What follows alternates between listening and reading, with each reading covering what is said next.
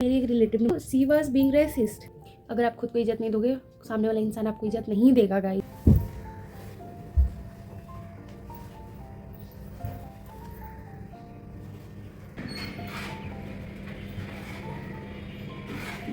Hello everyone, welcome back to my channel. So this is gonna be the honest review कि जब से मैंने content creation start किया है तब से मेरे में क्या क्या चेंजेस आ रहे हैं। सो अभी मैं जस्ट कॉलेज से आई हूँ और जो मैं सबसे बड़ा चेंज मैं खुद में बताऊँगी ना, वो ये है कि I am trying to be consistent. Yes, even तो देखो मेरे में जब एफर्ट डालने का मन भी नहीं है ना। अभी मैं जस्ट कॉलेज से आई हूँ एंड आई एम टायर्ड। मैंने सुबह से बस एक रोटी खाया है, वो भी मैं रात का ही खा के अभी मैं बस बैठी हूँ एंड मैं बस खुद को रिकॉर्ड करूँ। एंड या so here is my little unboxing guys. तो मैंने शॉपिंग की है। सो सबसे पहले तो मैंने जो पहन रखा है, मैंने वही अभी रिसेंटली शॉपिंग की है। देखो ग्लो अप जर्नी में आपको ड्रेसिंग सेंस पे भी बहुत ज़्यादा ध्यान देना होता है। So let me show you guys कि मैंने मेरी पूरी ड्रेस जो मैंने पहनी हुई है ना, ये not the cardigan, only the top and jeans. मैंने ये अभी रिसेंटली लिया है। सो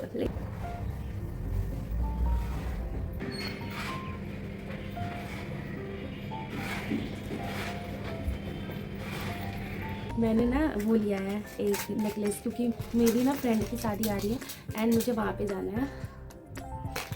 इस डब्बे में आया है ये, मैंने एक्चुअली मीशो से मंगवाया है एंड ये ज़्यादा महंगा भी नहीं है। सो अगर आपको लिंक चाहिए होगा तो you can ask me in the comment section. ये कुछ ऐसा दिखता है, इट्स एक्चुअली प्रीटी, है ना। नेक्स्ट मैंने लिया है एक स्कर्ट, क्योंकि मुझे अभी वृंदावन में जाना है। एक्चुअली आप मैं इस ये जो टॉप मैंने पहन रखा है, इसके ऊपर भी मैं पहन सकती हूँ। ये देखो अच्छा लग रहा है ना? ओके। तो एक और चीज़ जो मैंने लिया है वो है ब्लाउज़, क्योंकि इस स्कर्ट के ऊपर कुछ पहनने के लिए तो चाहिए ना, तो उसके लिए मैंने लिया है ब्लाउज़ एंड मैं दिखाती हूँ आपको। This is the blouse guys. And पता है ये कितने का होगा? किस करो गाइस, यू वोंट बिलीव कि कितना अच्छा आया है। परफ। मैं अपना नेकलेस भी पहन के दिखाती हूँ। नेकलेस भी कि रानी तेरी एक झलक से मैं पागल।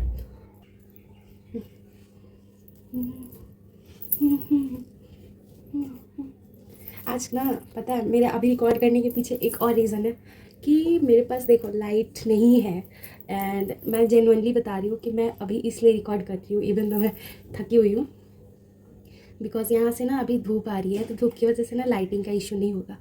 ईयरिंग भी चेंज कर लेती हूँ क्योंकि इसके साथ ना ईयरिंग्स भी आए हैं, तो मैं ईयरिंग्स भी डाल लेती हूँ, फिर मैं आपको दिखाती हूँ। दुपट्टा तो मैं यही दूँगी, मेरे पास दुपट्टा है कि रानी तेरी एक झलक से मैं पागल में। ये वाले गिरी गया। ये कुछ बोलो गाइस, सच बताना लड़कियों, रेडी होने में मज़ा तो आता है ना? कहीं जाना हो नहीं जाना हो डजेंट मैटर भाई, बस हमें कोई कह दे कि बेटा तू रेडी हो जा एंड जस्ट देखो सारी डिप्रेशन भाड़ में जाएगी।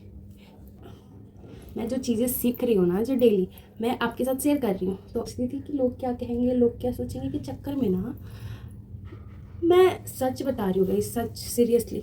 मैंने काफ़ी सारी चीज़ें जो मुझे करने का बहुत मन था, मैंने वो सब भी नहीं किया। मैं फर्स्ट ईयर में जब यहाँ आई तो पता है फर्स्ट डे कॉलेज में मुझे किसी ने कहा कि अरे आप पक्का यहाँ फर्स्ट ईयर में एडमिशन लिए हो? एंड उस टाइम ना मैं बहुत ज़्यादा कॉन्शियस हो गई खुद को लेके। उस टाइम ना मैं आपको पहले की भी पिक्चर्स डालूंगी, मैं काफ़ी ज़्यादा ओवरवेट थी एंड मैंने अभी काम किया है खुद पे, दैट्स वाई मेरा वेट थोड़ा ऐसा लूज़ हो गया है। एंड अगर आपको चाहिए कि मैंने ऐसा क्या किया था तो आप मेरे से पूछ सकते हो, you are free to ask. And मैंने ऐसा कुछ भी एडवांस ऐसा कुछ नहीं किया है गाइस, ठीक है? कुछ भी नहीं, लिटरली। हाँ, तो मैं क्या यहाँ जब फर्स्ट मेरे दिमाग में बस एक चीज़ आया कि क्या मैं सच में इतनी बड़ी दिखती हूँ, क्या मैं इतना मैच्योर दिखती हूँ। एंड वो मेरा कॉन्फिडेंस इतना इस लेवल तक गिरा दिया ना कि मैं किसी के सामने बात करने में शर्माने लग गई। मुझे लगता था कि मेरे बारे अगर मैं बात करूँगी तो लोग सोचेंगे कि अरे यार ये कितनी अजीब है, कितनी है, पता नहीं क्यों मेरे अंदर ना एक अजीब सी इनसिक्योरिटी आ गई थी लोगों को फेस करने में उसकी बातों से। देखो आप अगर मैं सच बताऊँ, आपको कोई बात इसलिए ट्रिगर नहीं करती है क्योंकि आपने वो बात कभी सुनी नहीं है या फिर कभी देखी नहीं, या फिर सच में वो बात से आप ट्रिगर नहीं होते हो। आप सच पूछो तो ट्रिगर होते हो अपने उस थिंकिंग से जो आप अपने माइंड में खुद के लिए रखते हो। और ये मैं अपने एक्सपीरियंस से बता रही हूँ कि आप ना उस बात से कभी अफेक्ट होते ही नहीं हो जिस बात को आप लेके सोचते हो कि अरे कोई मुझे आके ऐसे क्यों बोल रहा है। आप इस बात से अफेक्ट होते हैं क्योंकि आप अपने बारे में पॉजिटिव चीज़ें सोचते ही नहीं हो अपने मन में। देखो अगर मुझे कोई आज आके कह देना कि तू मोटी है, तू ये है, तू वो है, तो मैं उसका रिप्लाई दूंगी। लेकिन उस टाइम मेरे अंदर इतनी, क्योंकि मैं खुद को लेके खुद इतना इनसिक्योर थी ना कि मुझे कोई भी कुछ भी बोलता था तो मैं उनकी बातों का बुरा ही नहीं मानती थी, मैं खुद को ब्लेम करने लग जाती थी। And that is where you lose your confidence even more. अगर आप खुद को प्रायोरिटी नहीं दोगे, अगर आप खुद को प्रायोरिटाइज नहीं करोगे, अगर आप खुद को प्रायोरिटाइज नहीं करोगे, अगर आप खुद को इम्पोर्टेंस नहीं दोगे ना, तो बिलीव मी नोबडी विल।